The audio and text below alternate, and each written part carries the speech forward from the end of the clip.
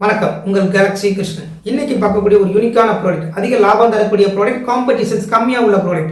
அது என்னன்னு பார்த்தீங்கன்னா மண் டயாஸ், மண் அகல் விளக்கு ஏற்றுமதி பற்றி சில தகவல்கள் பார்க்கலாம்.